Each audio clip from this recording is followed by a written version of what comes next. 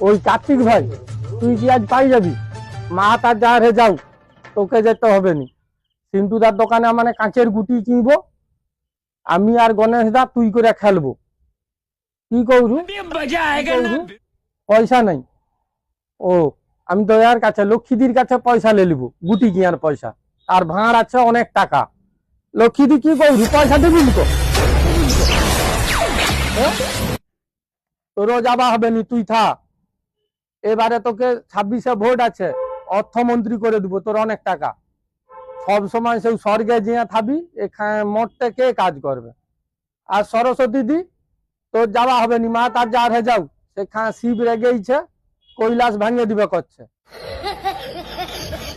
তুই থাবি, শীতকা আসে রে, হাতের কাজ টাজ অনেক যাও, হাতের কাজ যাও, তুই থাবি। ওই হনুমান টুপি বানাইবি আর বাচ্চার তোরা সোয়েটার, শীতে কি করবে? আর সমীর মাতির দরকার যাবি নি, ও বাচ্চাকে টিউশন করাইতে কইবে। তুই তো থাবি মনকার কাছে, মনে 4 জনের সঙ্গে খেলবো।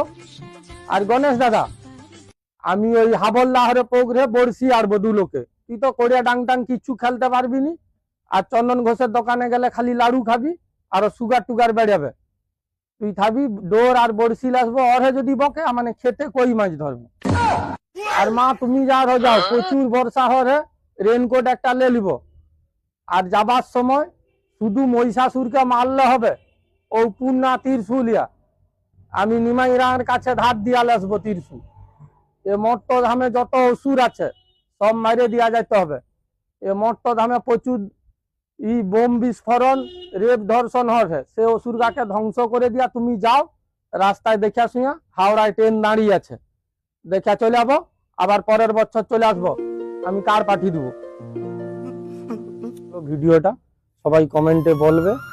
আর আমি মন থেকে বলছি, এই ত্রিভুবনের অসুররা যাতে করে দমন হয়, তার জন্য মার কাছে হাত জোড়ো করে প্রার্থনা করছি। সবাই ভালো থাকবেন, সুস্থ থাকবেন।